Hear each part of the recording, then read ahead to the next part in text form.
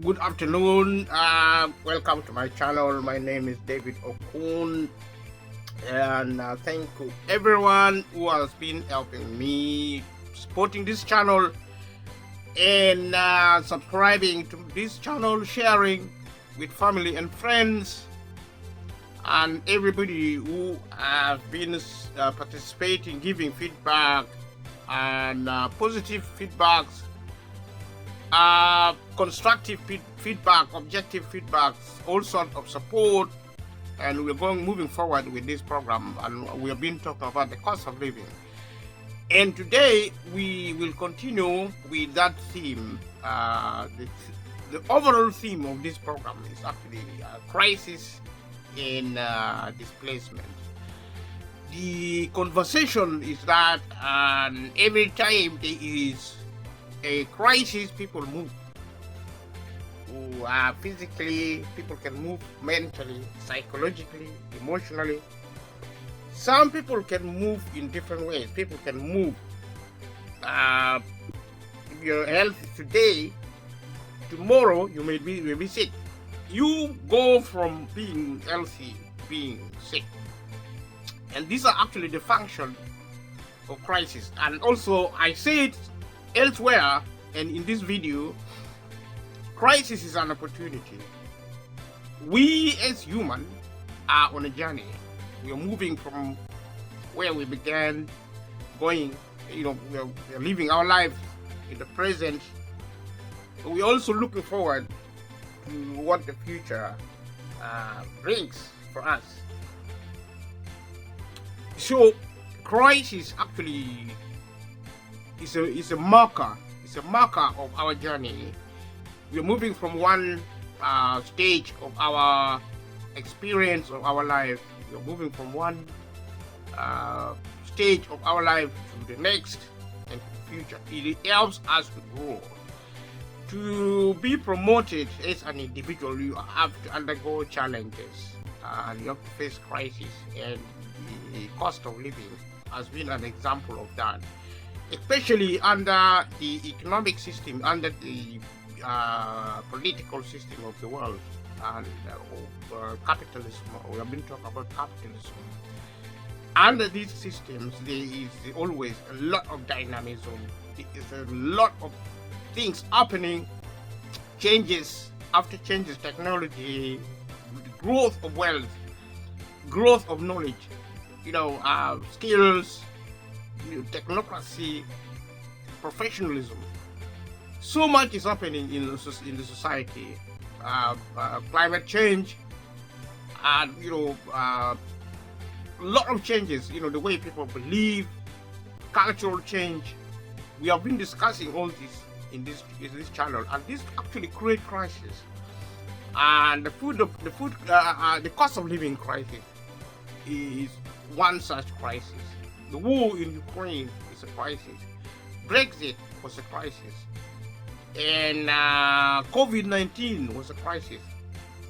Going through all this, we have had different opportunities to become better citizens, to become better individuals, to become better people, facing challenges more and in a better way.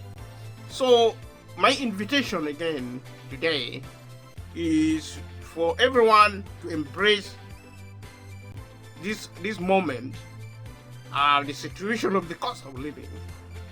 Let us embrace it as an opportunity for us to understand our lives as individuals, to look at our relationship with family, friend, professional relationship, our career.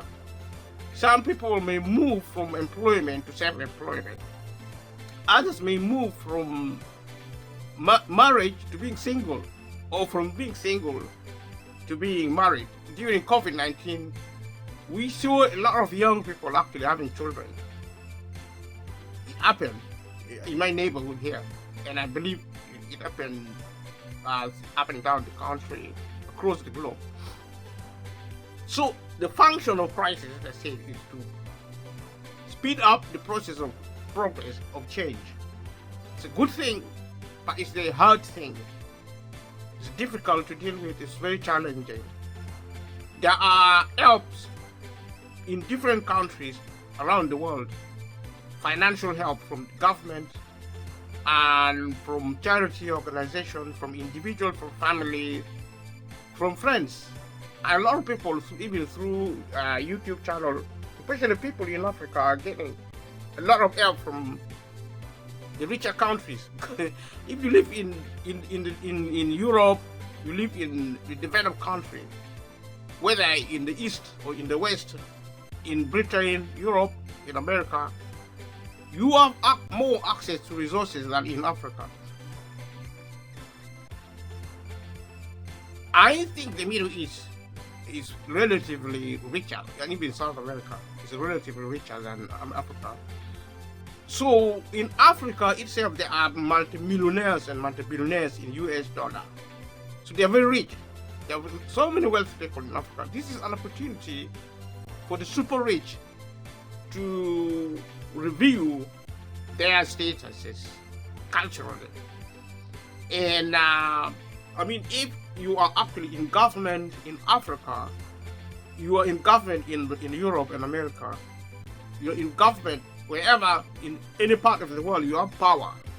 You have an opportunity to produce policies and resource those policies to bring change to people who need help. And this is an opportunity for everyone.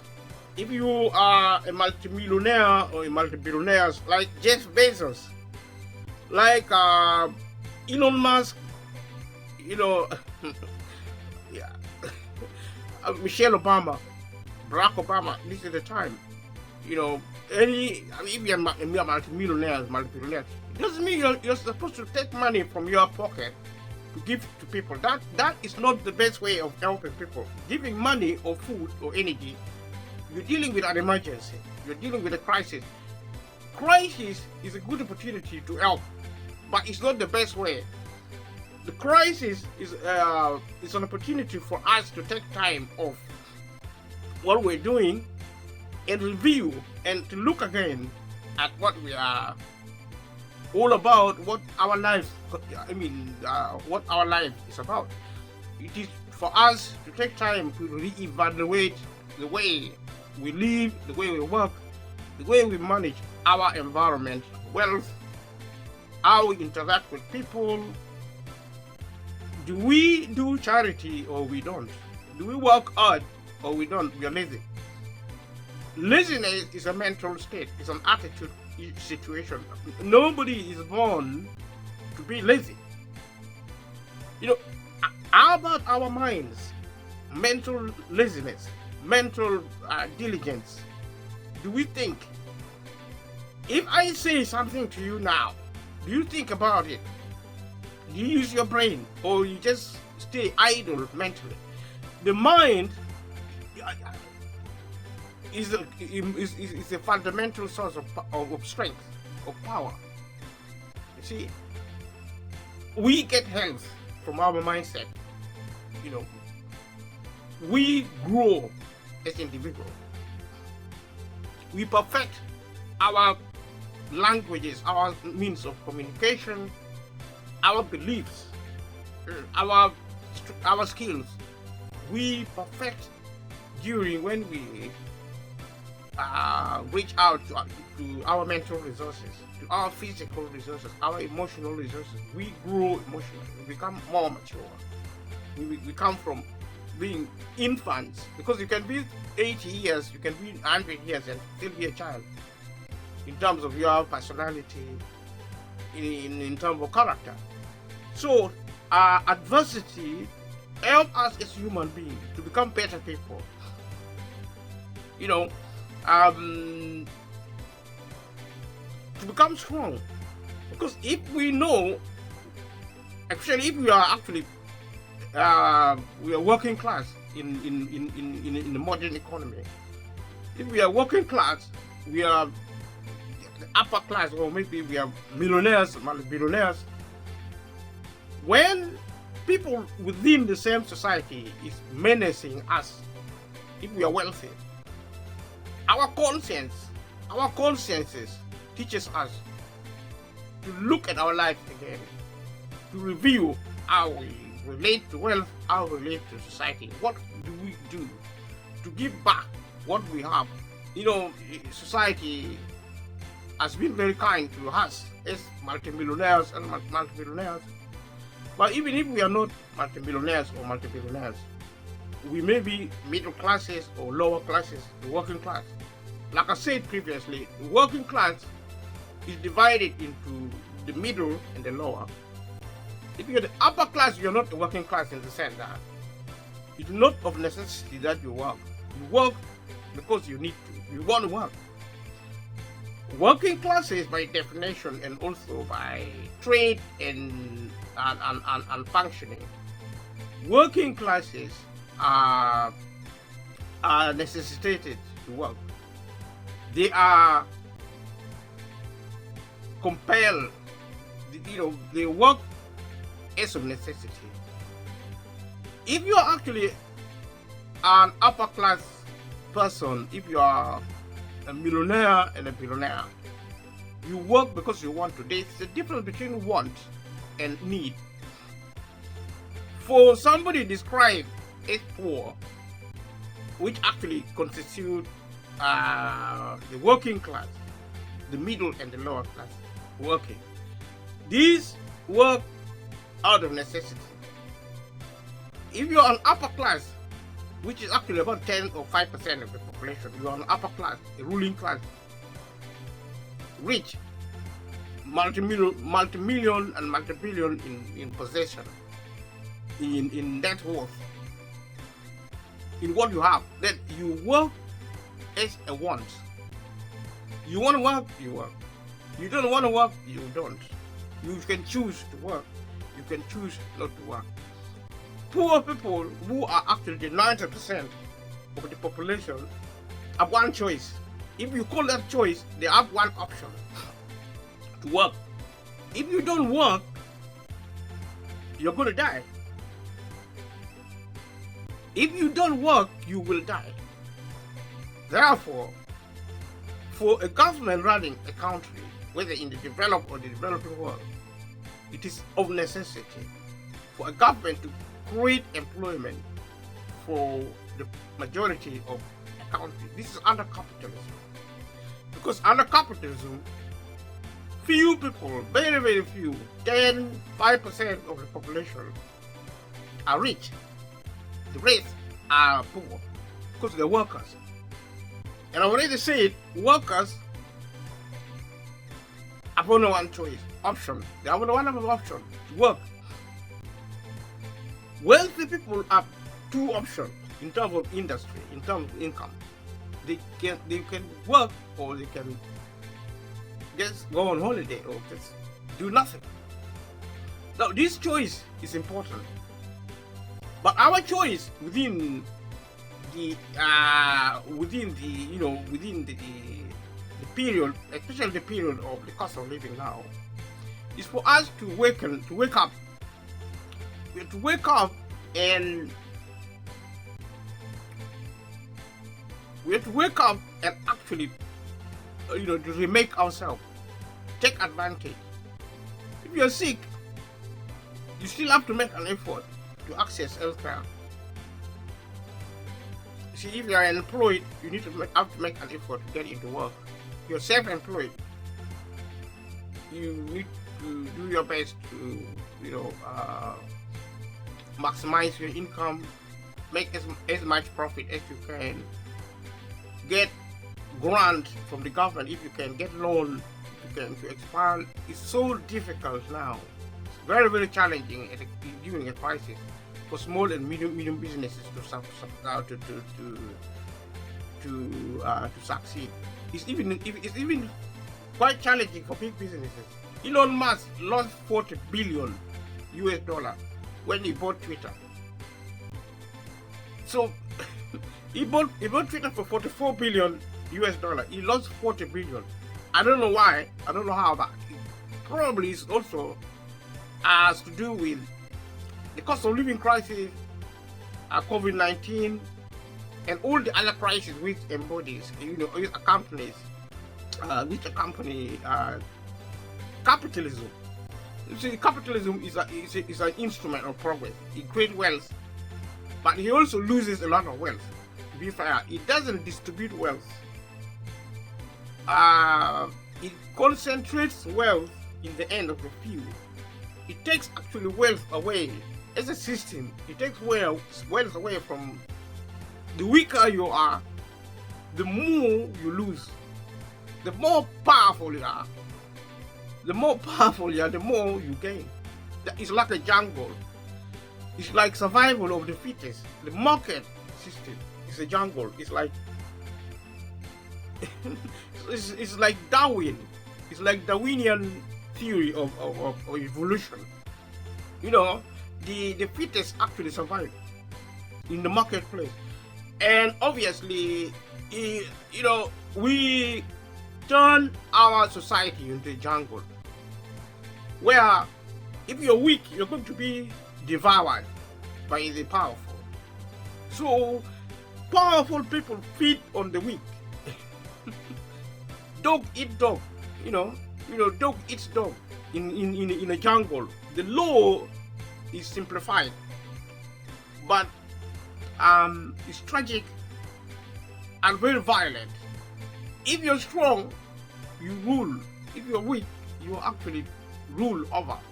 This is the state of affairs existing. You know, this is actually capitalism is exposed during a crisis. And I will say this over and over and over again, because the government and the media is not saying it enough. The main media, I mean, not like social media or anything. So that's why I invite people to listen to what I'm saying very carefully, because you are not going to hear it. Most likely, I maybe talk about the cost of living, maybe we talk about the financial crisis, which is what I'm going to talk about today. What I'm now talking about in the series. I'm actually talking about the 2007-2008 global financial crisis, which began in America and went all over the world. It went global. I'm actually linking this with the current cost of living. I'm actually saying the most recent foundation of the current cost of living crisis began with the global financial crisis. That's the argument. I also have argued elsewhere within this program. If you watch my other videos about capitalism, I will be recycling going forward, maybe from next year or 2-3 years time, to try and actually revisit these topics, to frame them in terms of the cost of living. In the sense, the cost of living is not going to go away as a crisis. The crisis may improve, but the underlying problem will remain and get worse. It will actually impact on those on low income. The very people with the lowest income in society will suffer the most. And therefore it is actually necessary, in my opinion, and in the opinion of perhaps everybody, that every government should have a policy during a crisis to mitigate the impact. The UK government, where I live, has failed to do that. America is not doing enough. Other countries within the Western system are not doing enough. This attitude should change. The World Bank and the IMF during this time should change their attitude and policy on Africa, because the world is watching. If you go to Africa and meet poor people there, you will be shocked. There are people who have never been to Africa. They have never taken time to actually see how Africans are suffering. There are people who are so rich. There are multi-millionaires and billionaires in Africa. In US dollar, some people are so rich they can only measure their wealth in foreign currency, because local currency can no longer support it. So they measure their wealth in US dollar. In Africa, they're so super rich. There are people who are doing well, but even when they are doing well, infrastructurally, Africa is still in the dark ages. Things like road, bridges, housing, property, and all these other social infrastructure. So Africa has a long way. My request to those who love peace, those in power now, those, if you're a minister, you're a president of the world, if you love peace, help Africa, especially now. There should be a welfare system in Africa. We don't have it in Africa. There's no welfare benefit in Africa. The pension in Africa is no pension. That should change. The IMF and the World Bank should support revenue infrastructure in Africa. Right now, the attitude of funding Africa by the World Bank and the IMF is such as to restrict Africans, to put pressure on African government to invest in capital and infrastructure. We need revenue, an increase in revenue investment, and the terms and conditions of foreign funding for Africa should really be changing. There should be more grants other than loans, because indebtedness is destroying Africa, is killing Africans. Africa is, I think, is the second most populous continent in the world after Asia, I think. And the world cannot just stand by and watch Africa die. And people who go to Africa to take development should stop imposing their views on Africa. Africa as a people are so different. I am a very different individual. I've been living in the UK for a very long time. But because I was born and bred in Africa, there are certain things very African about me, which living in Europe hasn't changed. My siblings who were born in the UK are actually, if you meet them, they are very un-African. They are more European. They are more English.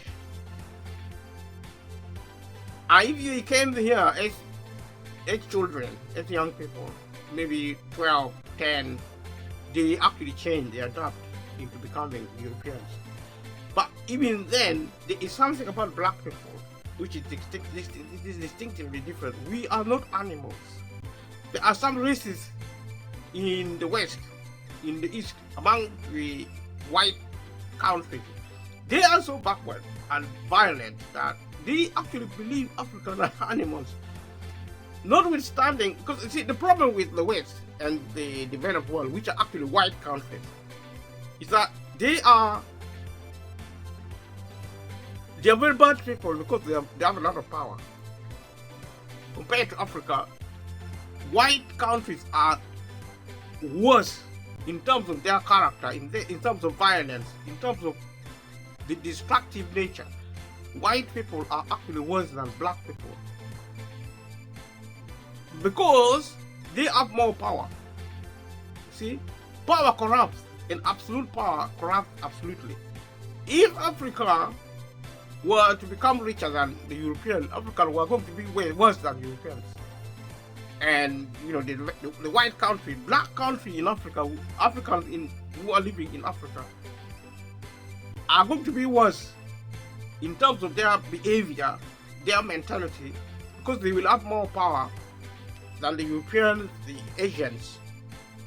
The white people actually dominate the world now, even in Africa, in South Africa. All the wealth, most of the wealth are in the hands of white people. And if it changes, and then wealth go from whites to black people are going to be worse in the way they behave. They're going to be more violent. They're going to start oppressing white people. So it is the same. What black people are better people now because of poverty. Poverty is a source of humility.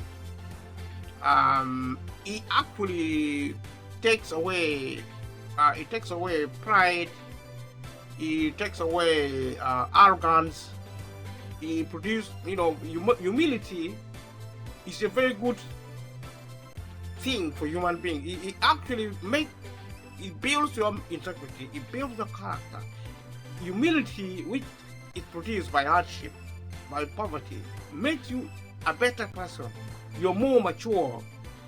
Wealth is very corrupting agent. wealth, especially extreme wealth in the eyes of human beings, is toxic because it corrupts. It gives a lot of power, too much power. It gives too much power in the hands of the wealthy. And this kind of power, when given, is very corrupting. It's extremely corrupting. And I'm not against wealth, because wealth, as if the growth of wealth should accompany the growth of personality, the growth of the growth of character, the strength of character, the cultural strength, development should be accompanied by cultural strengthening. It is culture which matures a person. It is culture which matures a person. You see, it's culture which matures a person, and poverty enhances, the spirit of a human being. But I mean, my proposition, which is probably what well, many people, everybody will agree with, is that everybody should be rich, and we should work as hard as we can for everyone. Like now, let us do everything. Let us take this opportunity coming from the cost of living. Let us take this opportunity to get everybody in the world, get everybody in the world out of poverty, get every single person in the world. Let us get every single individual from poverty. People with excess amount of wealth, excesses is a form of offense. If you are worth hundreds of billions of US dollars, and you have somebody in the world, say in Britain, still getting less than 10 pounds an hour in minimum wage. I mean, where is the shame?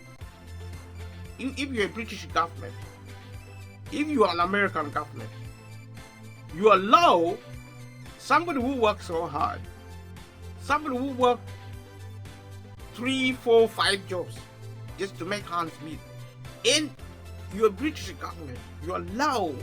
Let's talk about Britain. And what happens in Britain happens in other countries similarly, because of globalization, because of capitalist globalization.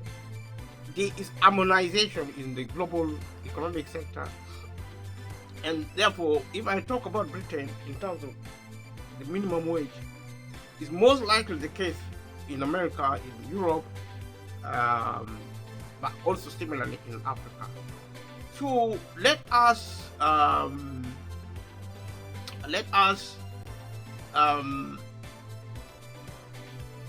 take this opportunity to review our attitude, because you see,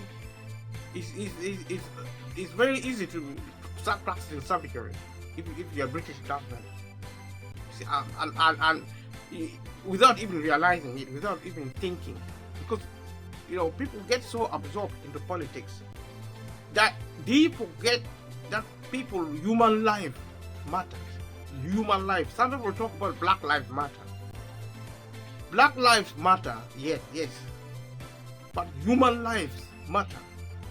Whether you're black or white, human lives matter.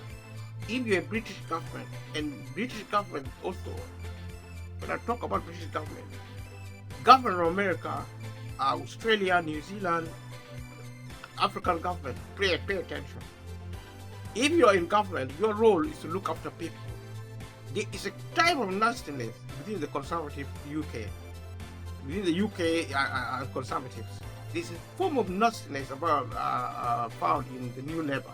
There's nasty attitude with the SNP and all these right-wing leaning politicians. They are increasingly becoming so ignorant, so nasty, so cruel in a country like Britain.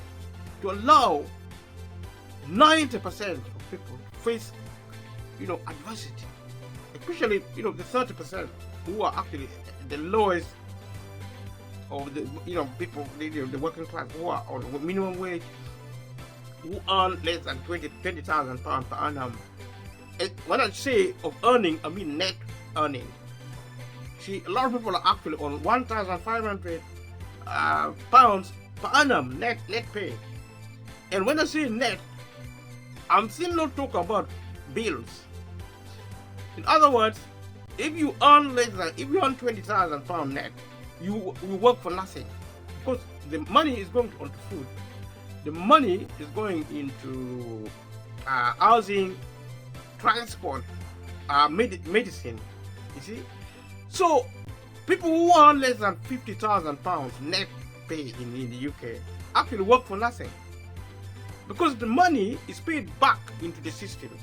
Energy, water, food, medicine, transport, and sometimes people pay as self-employed.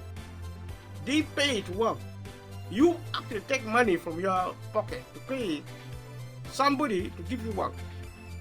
It is happening now. You have to buy a car, you have to buy a van, you have to buy equipment, PPE. As a small, somebody who wants so little, the government do not help these people, and this is very wrong. If you have the Conservative Party, they mock the poor people in this country.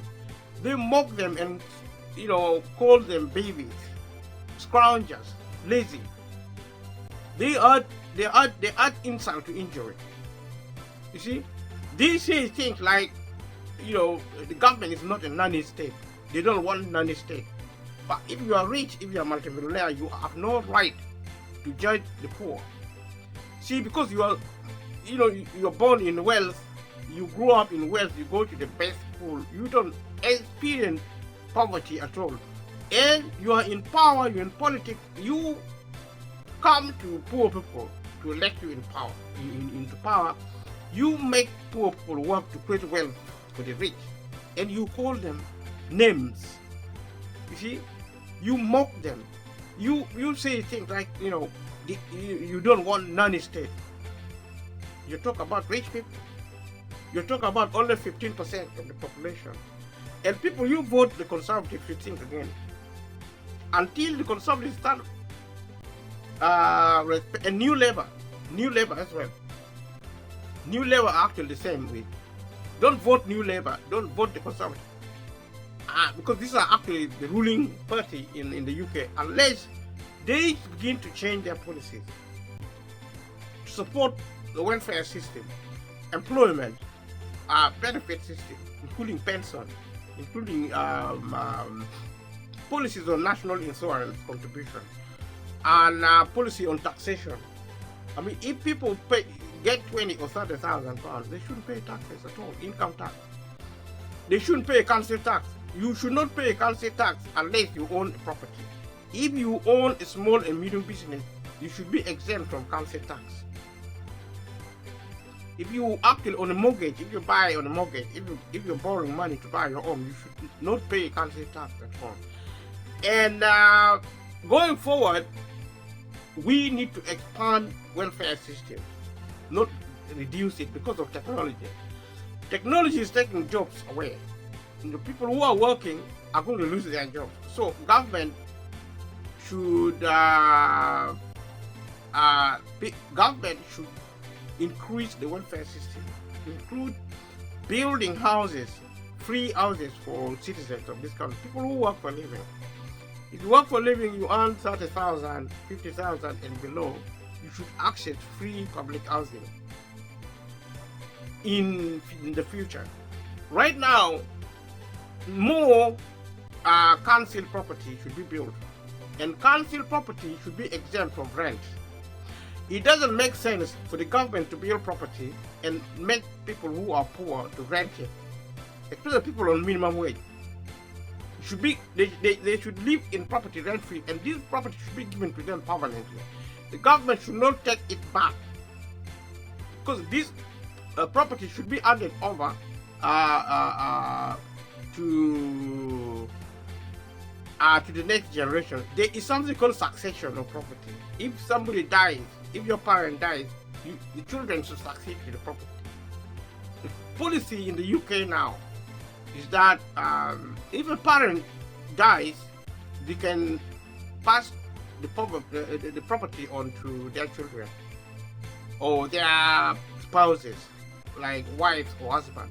I mean, if a wife dies, if a husband dies, it passes the property once to the wife. And when the wife dies, the property reverts back to the state. The children will be homeless.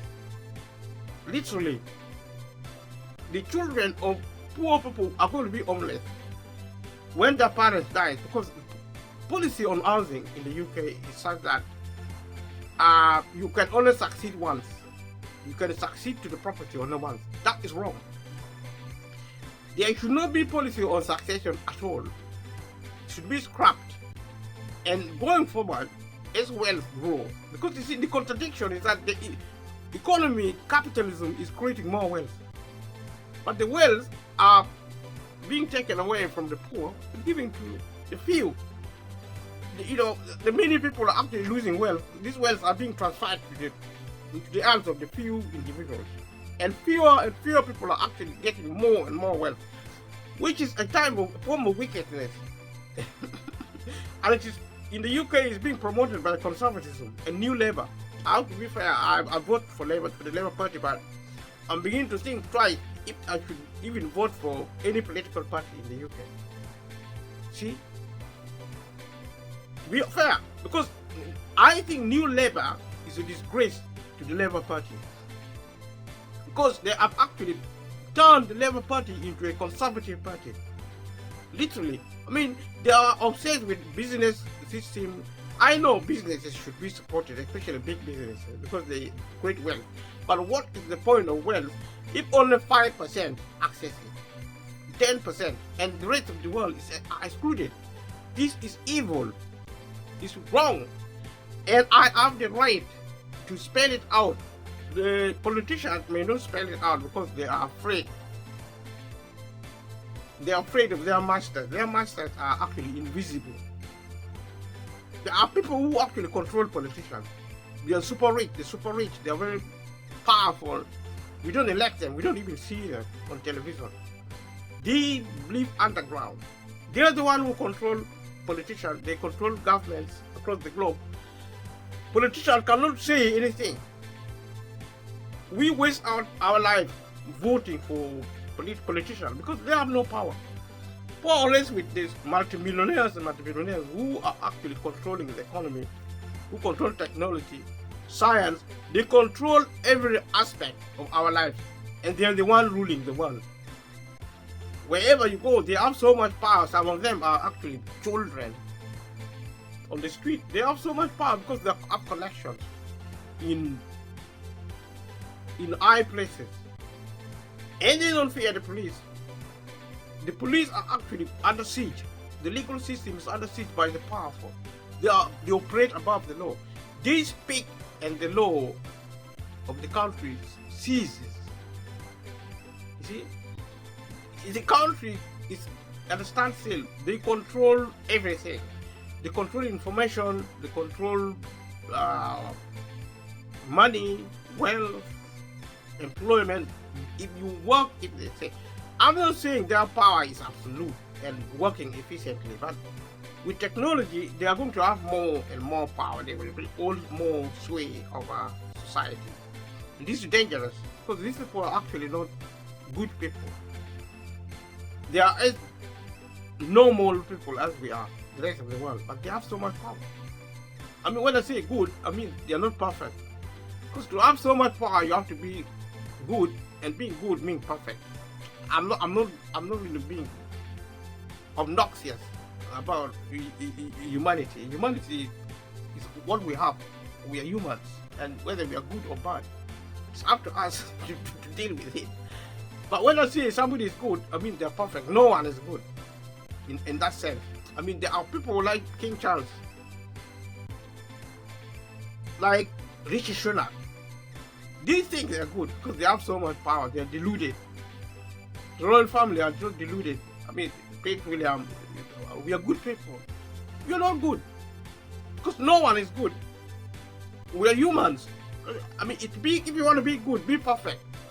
And if you are King Charles, no, His Royal Highness, God bless the King. If you're King Charles, if you think you're good, tell us why you think you're perfect. Because you are not. You are just a human being. You're going to die. Your beloved mom just died recently. I cried for the Queen. The Queen doesn't know me. But she has been my mother. For all these years, even me. When I heard the Queen died, I actually cried. And people may not believe me. If I tell people, you are insane. Why do you cry for the Queen? She doesn't even know who you are. I have never met any member of the royal family. But we love these people because we live with them. And anybody watching this video will agree with me that people grieve for our Majesty, our late Majesty. They cried for her. We are crying for Princess Diana. I really, I was so upset when Prince Philip died. Because I live with them. If Richie Sunak, if anything, I'm going to really feel so bad if anything happens to Richie Sunak. I don't like what they do. Because they have power. But I need to understand these people are humans. They fail. The problem with them and us, we live in denial as human beings. I live in denial every day. I'm probably talking now assuming I'm a good person. I have to really realize I'm a human being. I'm human. And we are all the same. Africans are not animals. Africans are animals, are humans. When the white people went to Africa, the Africans when they saw white men, they were so shocked. Some people were so scared of white people. They thought white people were gods. See, because Africans are more superstitious than most people. Scientifically, we are more, as African, we are less developed scientifically. When the British people went to colonize Uganda and the rest of Africa, when the Europeans went to colonize Africa, they were so advanced scientifically. In terms of industry, there was industrial revolution had already happened, and Europe was so advanced, and we access modern system of society, learning, education, health, even government. There was no government in Africa, except there was in what is now Uganda, Kenya, Tanzania, Africa. Africa didn't have a map. It was actually the Europeans who drew the map of Africa. It was the Europeans who demarcated, they drew the map of Africa as a continent, and I don't know who named it Africa. But the 54 countries now existing in Africa was created by colonialists, mainly Britain, France, Spain, Portugal, Belgium. They were ruling Africa as colonialists, imperialism. They took modern type of education, formal education. They took faith, religion. Christianity was actually introduced in Uganda and parts of Africa by the British. By the European, the British, French, and Spain, because they were Christian country. Catholicism was introduced by the French, and later on the Italian, the Portuguese, because there were more Catholics in Europe than Anglicans. Anglican was created by Europe, by Britain, by England actually, to be more specific. Then it was adopted in England, Wales, Scotland, and in Northern Ireland. And today I think in Northern Ireland there are more Catholics than Anglicans. And the war in Northern Ireland was actually religious war between Protestants and Catholics. Most wars in the world, including in Uganda and in Africa, actually fought between Anglicans and Catholic and Catholicism. On the one hand, on the other, it is fought between Islam and Christianity. And in the Middle East, Islam still dominates in the Middle East. Islam, Hinduism, and Christianity, a bit of Christianity in maybe Israel and other parts of the world. Christianity is expanding. So society, civilization was actually created in really cultural civilization was created mainly by Christianity or by religion, across the globe, within the Eastern Orient, within the Oriental worlds, the West, and now in Africa. So the story of the world, the story of Africa in particular, the white people coming to Africa, they're really scared the living hell out of Africans because they have never seen white people. They say they are ghosts, they are evil spirits. So, but they came to realize that they spoke human languages, they look like people. And with time, with change, I don't know how it happened exactly, but Africans began to learn English. And those who began to learn English began to provide interpretation what the white people were coming, like English, French, Italian, mainly French and English, but enough East Africa, mainly English.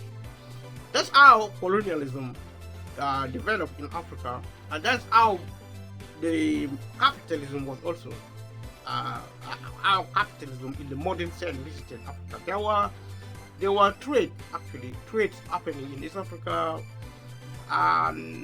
but these were actually conducted by disparate powers, like kingdoms, loosely constructed kingdoms, the Buganda kingdoms, the Bunyoro, Kitara, the Ankole, and Songhai, Mali, all these other kingdoms in South Africa, in the West. Africa was a vibrant continent already. Civilization was actually, in some instances, civilization was almost as advanced as it was in Europe. But the way civilization operated was in a different scale from when imperialism emerged, in which Britain became a global empire, taking over from Rome.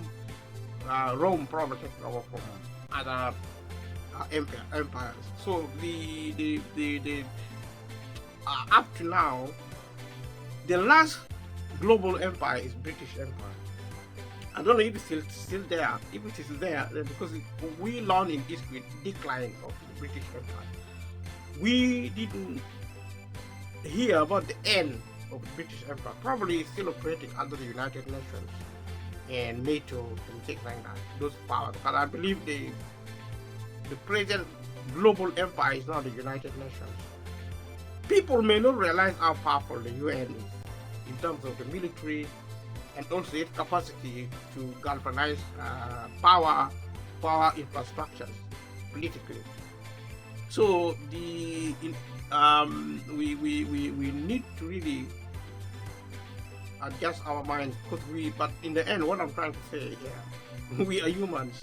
We are not wild animals. And every time I begin to talk about the global financial crisis, I begin to talk about general thing, which is it's okay because it's actually related to the cost of living. The cost of living is actually a human problem. I know it's an income problem, but humans created it by neglecting people who have need. So that's what I say. The government needs to change the culture. We need more intervention in the economy. We need more funding for the local authorities in the UK, and we need more funding for charitable organizations to address the issue of poverty, inequality. If we don't do that, there will be no peace. There are people who are actually deluded or actually negligent, thinking if you press or you allow the majority of the population to suffer, then you're going to bring stability, you're going to bring peace. That is a form of wickedness, and there's no peace for the wicked in the world. And I have to say this, we need to start thinking how I don't expect 90% of the population to become wealthy.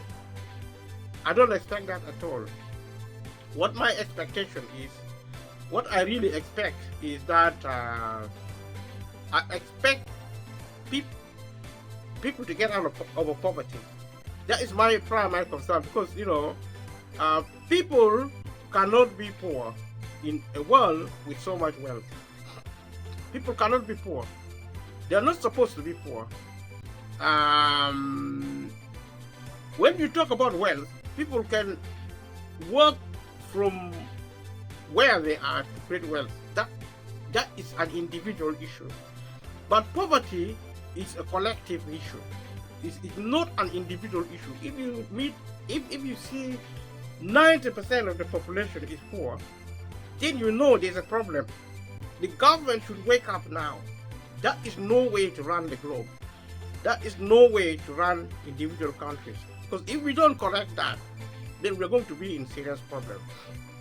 And we're going to be we are going to mess up big time. And we saw crisis. When there is a crisis, it means actually the signal to the government to intervene in the economy, to support people who cannot support themselves. In the UK government intervened in the economy and gave billions of pounds to energy companies.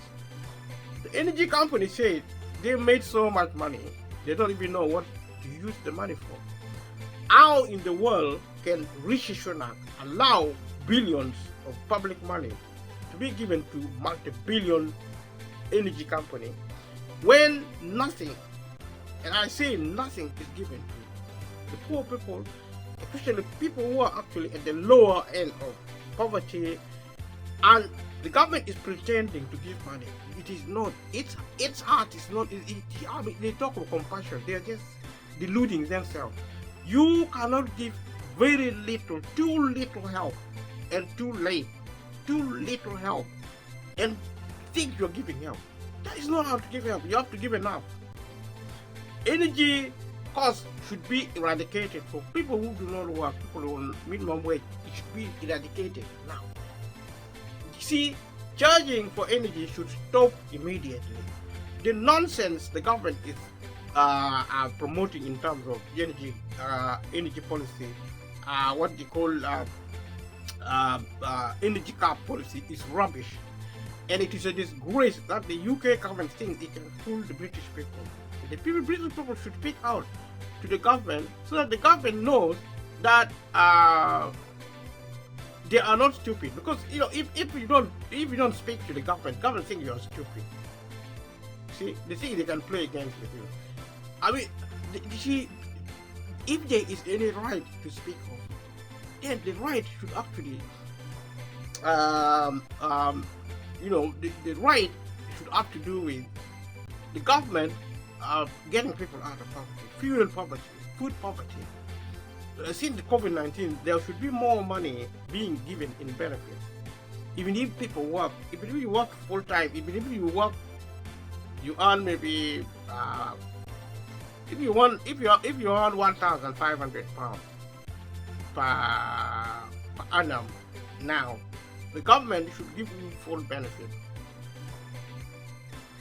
It doesn't have to give more to those who don't work, but those who don't work, those who are on the minimum wage, all of them should get benefit. Especially those who do not work because of joblessness, because of illness, because they are pensioners, because they are children, because of disability.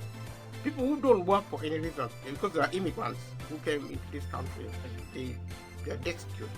These people should actually get at least something like at least 1,000 pounds, 2,000 pounds per month in benefit, in housing and other costs, food and livelihood.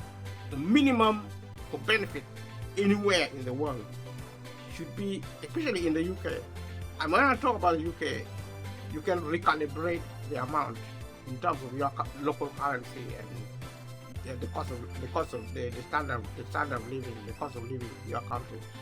In the UK, people should get 2,000 pounds. It's a minimum in benefit. And also minimum wage should provide a net income of 2,000. If not, then 3,000.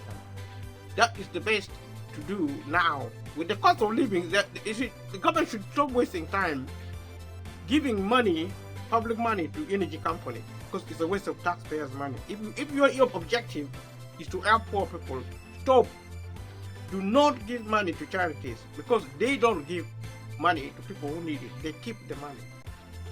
They invest it in capital and infrastructure, and we don't need that. They don't invest it. They don't actually use the money for revenue purposes. That is not what the government should be doing. If it's going to support small and medium businesses, if it's going to support charities, let the government support charities.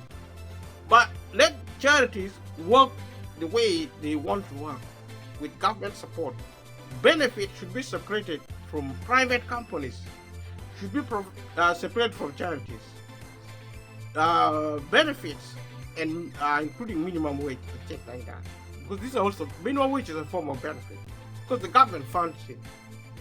So if you are on minimum wage, you are on benefit through the salary system, and other tax policies are also a form of benefit. So we need to be clear about these concepts.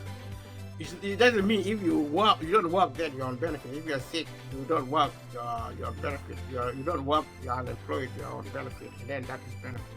Benefit is including national insurance, contribution, taxation policy, housing policy. These are all benefits, because the education, you know, if you pay a grant, if you pay a student loan, if you pay student finance, you are in university because the government is subsidizing education for children.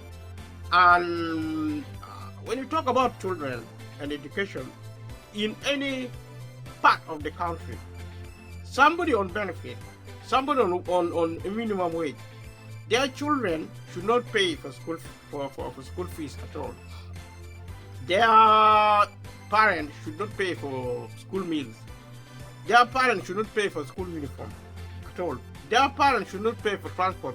Child benefit should increase for children who are in school. To cover, I mean, children now get £20 per month per week. They should be getting £100 per week.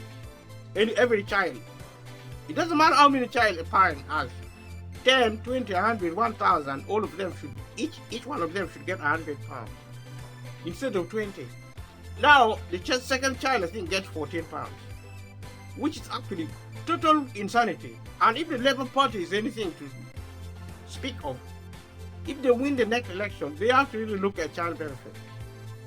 No child should live in poverty, and they should be not. They shouldn't beat around the bush. They should just change child benefit. That's it. They should improve school meals, uniform. If a child is sick, if they need sports facilities, they should get free sports facilities in school. That is how to support children in a rich, especially in a rich country like Britain, in rich countries like Europe and America. There is it's a complete, total nonsense that, you know, children go into poverty, and I'm not even talking about indiscipline in school. Indiscipline in school is created by failure in the family. Single parenthood is a cancer on society. You see, government should have a specific policy to support family life. It doesn't matter what kind of, if children are involved in that family, the government should pay particular attention how children are brought up. And there are certain programs on television children shouldn't watch. Violence. How can you allow violence to occur? Violence of any sort, emotional, psychological, physical, mental. So we have our work cut out as societies. You know, culturally, we need to work day and night. Culturally, we need to really change the family. We need to change community. We need to start going back to the future, back to basic, and begin to look at the human value of society, human equivalence, education, learning, respect to self. I mean, how can children respect anyone if parents are not respecting themselves? Children hear adults, you know, parents, you know, arguing, saying bad things to each other, swearing. We need to respect, mind your language. See, this is not rocket science. Our children are being killed on the street because of our behavior. Adults are behaving like children. You see? adults are behaving like children, and then therefore, how can children behave like normal people? Yeah. Uh, how can children behaving like normal people? People cannot. Children will behave like. I mean, children are angels, but you can create if it is so it is possible now we are going to create monsters out of angels. If we cannot adore our children anymore, then what kind of society are we going to be? In 100 years, in 200 years time, we need to look after our family. The government who runs the country should really do their best. They should do their best to really support the family. There's no point families. There is no point for families. There's no point for families to spend time separately from each other. So we need to really pay close attention to our families, because they are actually the engine. They are the powerhouse of humanity. They are the genesis of every human infrastructure. If we are going to support humans, if we are still humans, people in the government, if we are still humans, support the family.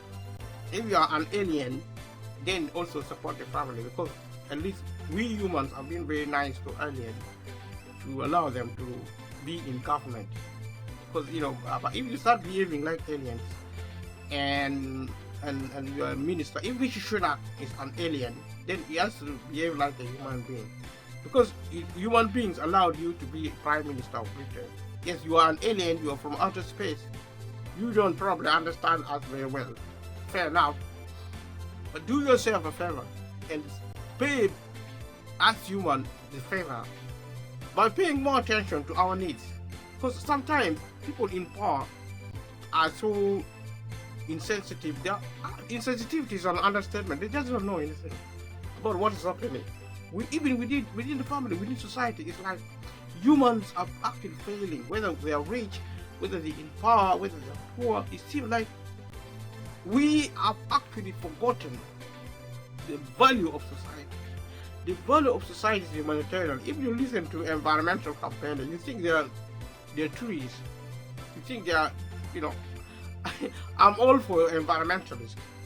It's because everybody is an environmentalist, because we need to protect our environment. Human beings are part of the environment. When you speak of environment, you are also to speak about human beings. You're not just speaking about trees, because people can be confused. Sometimes if you see campaigners talk about nature, they think nature is not human. Humans are part of nature, because we get our food from nature.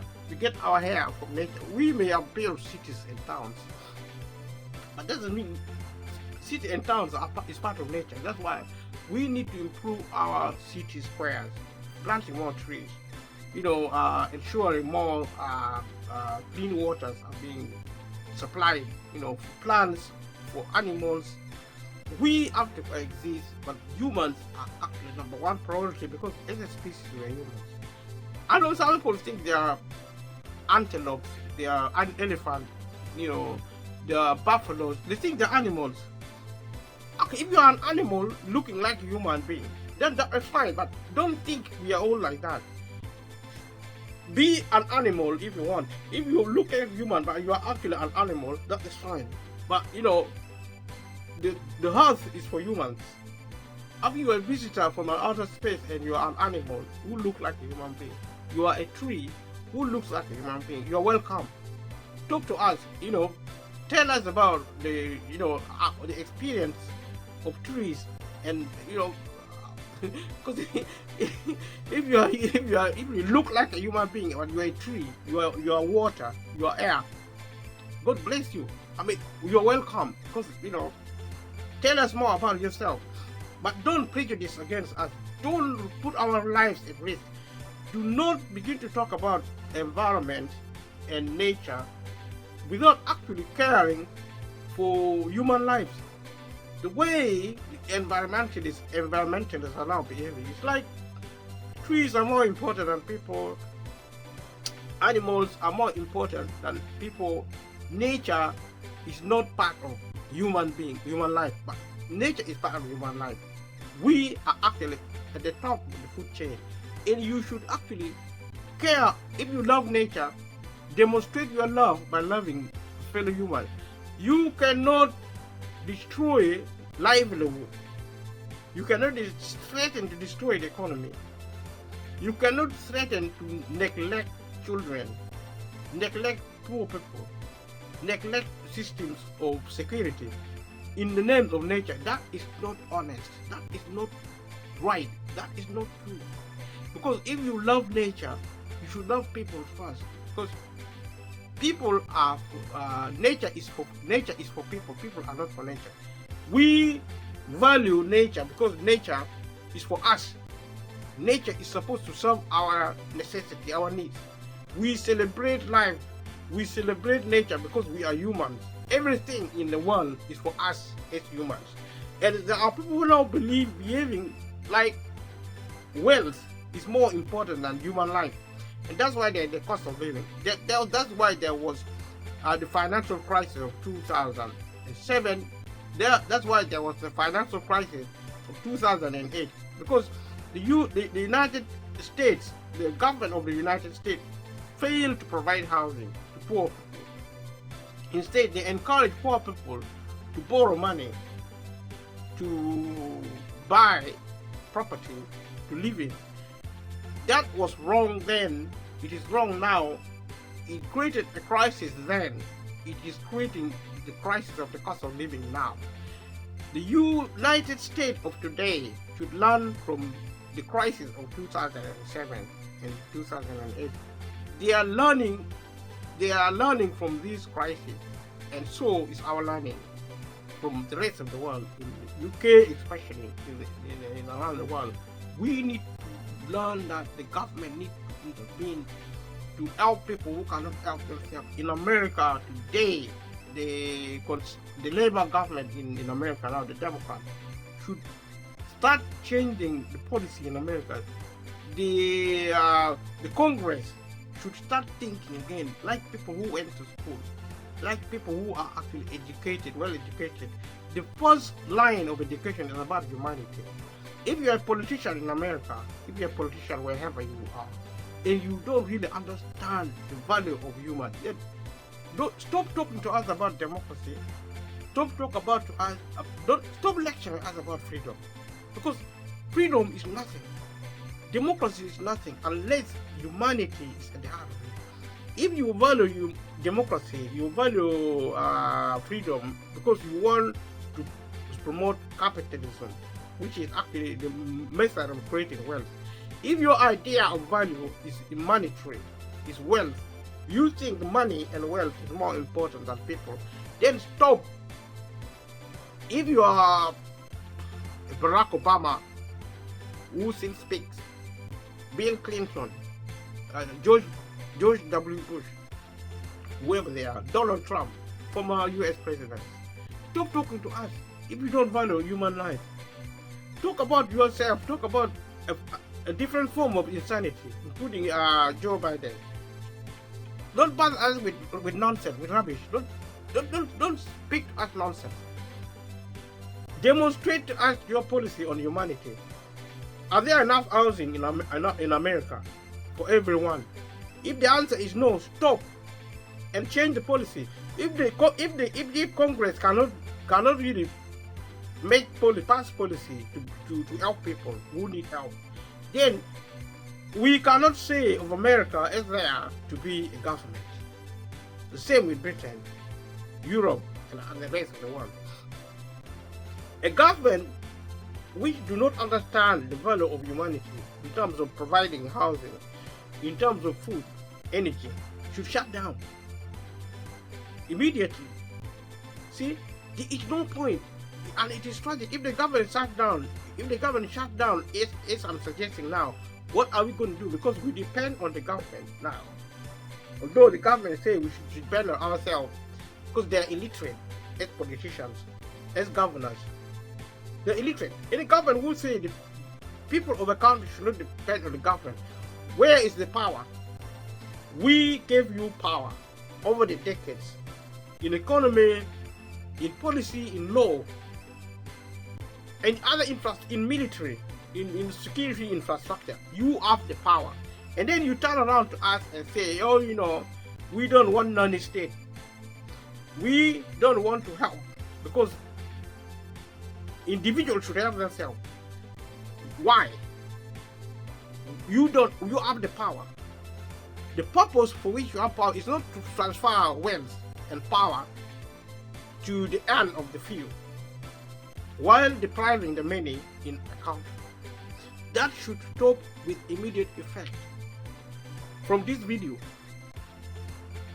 I speak so there is. Then there be peace, justice, equality.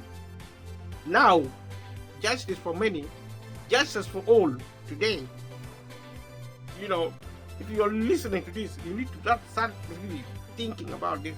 We cannot give up on our life. If you have given up on your life, fair. Goodbye. This video is to say we haven't finished with the state yet. We may be weak, we may not have money, we may not have the power, but we can speak. And we are here to stay. We are not going nowhere. So the government needs to start listening to the people of the world. Not just in the UK, not just the Conservative government, the Labour Party, if they come into power, they should start listening. And the UK government at this stage cannot do everything alone because we are a global world. What I say should be applied in Britain, in Europe, in America, across the globe, in Africa. The government should start helping the people, the ordinary people. In Africa now, what are African governments doing for the cost of living? Nothing. There is no, we are not even getting relief aid in Africa. Zero. There are so many NGOs, I don't even know what they're doing in Africa. There are so many institutions within the government, I don't know what they are doing. They are not giving even food to anybody in Africa. They are not even giving any money to buy fuel, to rent, or even to buy houses. I mean, houses are affordable. European powers can build houses for every African living on the planet in Africa. Every African can be actually bought a house, 4-bedroom house, using money from the IMF and the World Bank. Every African can own a house, every one of them, a fully fitted property, you know, with running water, with solar panel. Every clan in Africa should have a tractor. There should be a communal estate in every African state. Within every region, locally, nationally, wherever you want to call it, within every little unit where there is land, there should be a farm producing food, producing energy. And it is a no-brainer, an African government sitting there and actually talking. I don't even know what African leaders talk about. If you open a channel, maybe television, you hear the kind of thing they talk about, the kind of thing they write about in South Africa, in Egypt, in Tunisia, in Niger. You don't know what politicians are talking about. They are like human zombies. Why is there poverty, food poverty in Africa? There is no reason at all, except African governments are actually monsters. They are actually beasts. They are wild animals. Why should a government in Africa not provide food for its citizens? Why? And why should the IMF not help African government to provide food and energy for poor people? As the Europeans, because of wickedness, because of human wrong. This should never have happened. And that is what people should understand when you talk about the cost of living. If you want to understand something else, that is your problem. It's not really something to celebrate. It's not a source of pride to be poor. If you are poor and you don't want to get logic into your head, you don't want to think like somebody who is sane. You tell us you're poor and you still behave like an idiot. People should understand it. We, the majority of the population, should stop. We need to build our family, rebuilding our families. In Africa, wherever you are, rebuild your family, rebuild your community now. Especially with the cost of living, if you are in Africa, start coming together now. Start collecting food. Start building storage. I mean, if you are an MP, a member of parliament in Africa, start really building a food store within your consistency. And ask every MP to give at least 10% from their salaries. 10% from their salary within every constituency to build a store and train people who are trusted. Design a plan. The government, like in my country, like most African government, where leaders stay in power for decades and decades. Doing what? They don't even have any plan for poverty in Africa. What are you doing? You see, should Africa beg for food? Africa, which should actually feed the world. Africa is supposed to be a food basket of the world. Why? Because of human wrong. Because we are poorly educated. Because we don't listen. We are so arrogant. We are so proud. The moment we have power, we think we are gods. We listen to no one. Ask any African leader, they are deaf. Ask every our leader in the West, they are deaf. Power has gotten into them. They are so proud. They think they know everything. They don't listen to anybody. There are consistencies within their democratic countries where MPs are actually residing. These people actually supposed to talk to their constituent members. They don't. They don't even have the time. It's so unrealistic to expect to be speaking to an MP. But they should have an infrastructure, a system, civil servants, or even administrators who are trained within the constituency. A constituency office should have actually even 100, 500 employees. All are trained advisors. It's like where I live in my constituency here. There are about, in this area, there are probably about 4-5 MPs, about 4 or 5 MPs. Every one of them in their constituency should have at least 1,000 members of staff working in the office. 80% of these staff should be advisors on welfare, on policy, on debt. That should be the function of an MP. An MP has an easy reach within the infrastructure built around his office locally to get what do you call it? To get actually instant feedback from the constituencies. You see, and if I phone my MP now, I should get an answer within 30 minutes. Book an appointment to meet my MP, not really my MP face to face. I should have to get people who work for him. We need at least 1,000 trained advisors within every constituency in the UK, and that should be duplicated globally. In Africa, there should be a policy ring fence for employment. Private companies, government institutions, charity, there should be policy ring fencing funding to create jobs in the UK. There are so many people working in the local authorities, within the council.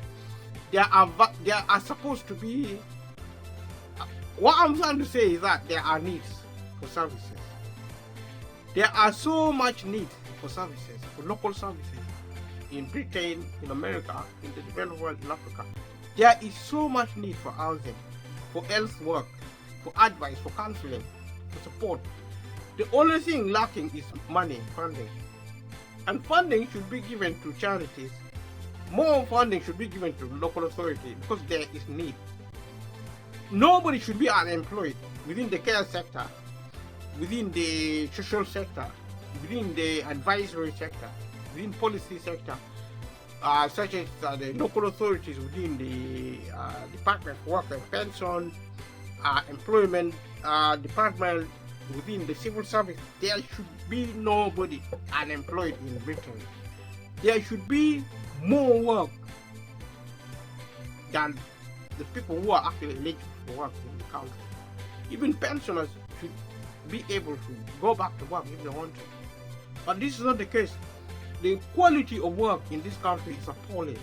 You don't even want to work because the condition of work is so terrible.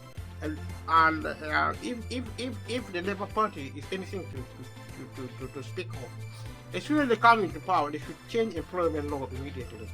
People should have right of employment from day one. Now you have to work for 2 years without any employment right. When I say any employment right, I essentially mean you have no right to unfair dismissal, because if you can, the employer can dismiss you as they like. That is no employment. And as soon as an employee is recruited, the government should back that employment, support that employee into work from day one. The government should give more funding for organizations so that they can take more risk with employee.